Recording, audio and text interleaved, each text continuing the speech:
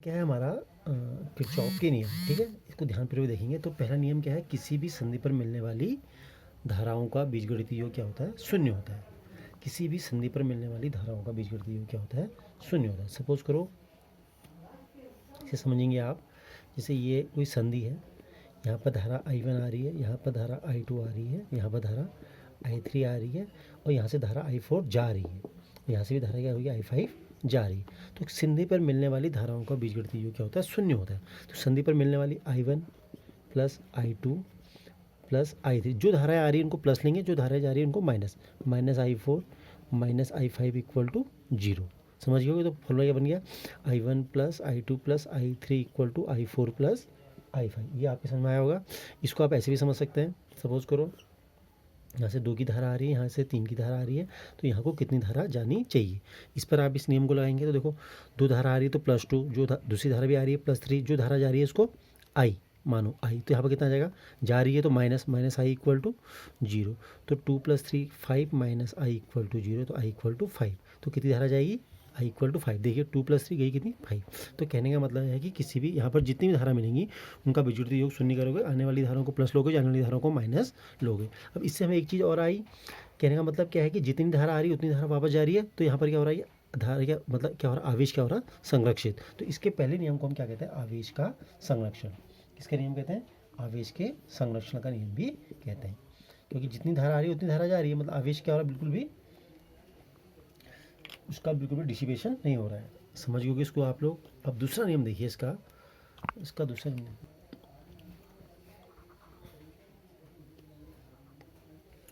अब देखिए इसको करने से पहले आपको 2 चीज़ें सीखनी पड़ेंगी। या पहले ये देखिए, इसको ध्यानपूर्वक देखिए, ये कोई बैटरी है, ये प्लस टर्मिनल है, ये माइनस टर्मिनल है। ठीक है, ये कोई बैटरी है, माइनस टर्मिनल है, ये प्लस टर्मिनल है। अगर हम बैटरी के प्लस टर्मिनल से माइनस टर्मिनल की ओर को जाएंगे, यदि हम बैटरी के प्लस टर्मिनल से माइनस टर्मिनल की ओर को जाएंगे, तो जो विद्युत वाहक बल होगा वो क्या होगा, हमेशा प्लस से माइनस, मतलब किसी चीज़ की वैल्यू का कम होना, माइनस। ठीक हो गया।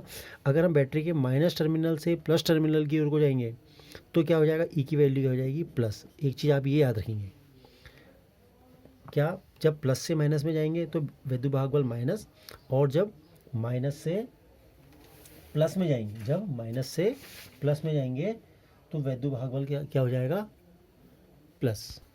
एक तो आप ये याद रखें। दूसरा क्या याद रखेंगे, जैसे सपोज करो ये कोई वायर है, ठीक है, इसका प्रतिरोध कितना है, आर है, तो इस पर जो पोटेंशियल ड्रॉप होगा, विभवांतर होगा जो इसके सिरों के बीच, वो कितना होगा, I/R होगा ना, कितना होगा, I/R। अब देखिए, अगर हम लोग याद रखना, ध्यान से देखिए, अगर हम, हमारी गति भी यहाँ को है, हमारी जाने की दिशा भी यहीं को है, और धारा की दिशा भी क्या है, यहीं को है, तो धारा की दिशा में हमेशा क्या होगा, ड्रॉप, मतलब I/R इक्वल टू क्या आएगा, माइनस। अगर हम भी उसी ओर को चल रहे हैं, धारा भी उसी ओर को चल रही है, तो याद रखना I/R की वैल्यू क्या होगी, माइनस। और इसके विपरीत केस सेम यही चीज़ है, हम चल रहे थे यहाँ को और धारा आ रही है यहाँ को, विपरीत, इसके विपरीत धारा क्या चली, इसके विपरीत, तो यहाँ पर I/R क्या हो जाएगा, प्लस। जब ये चीज़ें आपको समझ में आ जाएंगी तो अब इसमें किरचॉफ का नियम लगाने में हमें कोई भी परेशानी नहीं होगी। देखिए अब किरचॉफ का नियम हम कैसे लगाते हैं। सपोज करो ये कोई बैटरी है जिसका EMF विद्युत भार बल E1 है और इसका आंतरिक प्रतिरोध R1 है। एक दूसरी बैटरी है जिसका आंतरिक प्रतिरोध R2 है, विद्युत भाग बल E2 है। इसको हमने किसी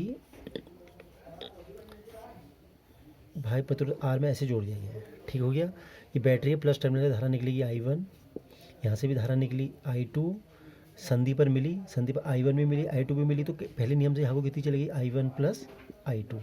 समझ गया मैं, आ गया होगा आपके। ठीक है, अब क्या कहता है किरचॉफ का नियम, किरचॉफ का नियम क्या कहता है, किसी भी परिपथ के प्रत्येक बंद पास के, किसी भी परिपथ के प्रत्येक बंद पास के, जैसे ये भी बंद पास है, एक बंद है नहीं, ये भी बंद पास है, 2, ये पूरा देखिए, ये भी क्या है, एक बंद पास है। तो किसी भी परिपथ के प्रत्येक बंद पास के विभिन्न खंडों में बहने वाली धारा तथा प्रतिरोध का गुणनफल, धारा तथा प्रतिरोध का गुणनफल, मतलब कहने का मतलब क्या हुआ, विभवांतर, धारा तथा प्रतिरोध का गुणनफल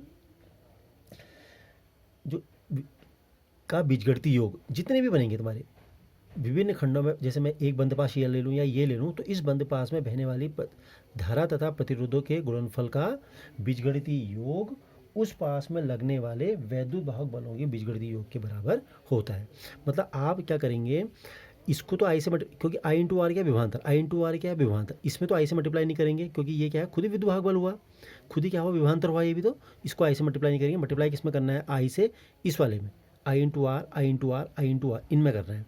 तो कहने का मतलब क्या है कि विभिन्न इसमें जितने भी प्रतिरोधों का धारा तथा प्रतिरोधों का गुणनफल उस बंद पास के उस पास में बहने, उस पास में लगने वाली या उस पास में जितने विद्युत वाहक उस पास में लगने वाले प्रत्येक विद्युत वाहक बलों के बीजगणितीय योग के बराबर होता है। सिग्मा आई इंटू आर बराबर ई, ये ऐसे समझ में आएगा। देखिए कैसे, सपोज को लो बंद पास एक है, बंद पास एक में आप आ जाओ, बंद पास एक में आप आ जाओ।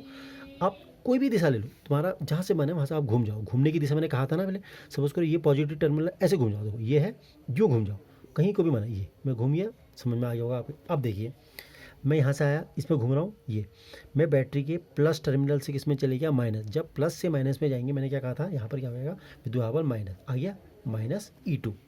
फिर तुम यहाँ को गए, अब देखिए हम जा रहे हैं यहाँ को, हम जा रहे हैं यहाँ को, और धारा आ रही है यहाँ को, क्योंकि धारा जैसे जाती है देखो I2 गई तो I2 आएगी, I1 गई तो I1 आएगी। अब हम क्या कर रहे थे, ऐसे जा रहे थे, ठीक है, प्लस से माइनस में कि मैंने माइनस G2 करा, इसमें आई से मल्टीप्लाई नहीं करेंगे क्योंकि विद्युत भाग वाला है, इसमें आई से मल्टीप्लाई करना पड़ेगा। इसमें धारा कौन सी है I2, तो I2 ही मल्टीप्लाई होगी, तो यहाँ हो जाएगा I2 इंटू R2। अब प्लस होगा या माइनस, देखो हम जा रहे हैं यहाँ को, धारा आ रही है यहाँ को, तो क्या हो गया प्लस, प्लस I2 R2।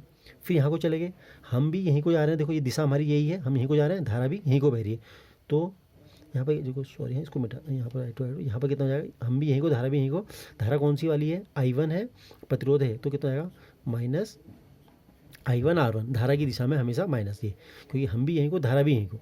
फिर किस में चले गए, हम ऐसे गए, ये देखो माइनस से गए प्लस में, तो प्लस E1 इक्वल टू 0, ये है नियम, ठीक है।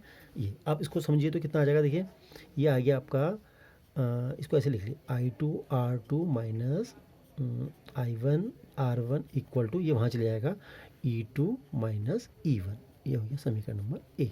ये बहने वाली धाराओं तथा प्रतिरोध का गुणनफल उस बंद पास में लगने वाले विद्युत बलों के बीजगणितीय योग के बराबर होता है, तो इनका बीजगणितीय योग ये है प्लस माइनस करके, ये समझ गए होगे। अभी फिर समझिए दूसरे वाले टर्मिनल में आ जाइए, दूसरे में देखिए इसी चीज़ को दूसरे में लगाइए, तो ये कहीं से घूम जाओ, ये पकड़ो प्लस, यहीं से घूम जाओ, ये इजी रहता है ऐसे घूमना ना, ये घूम गए।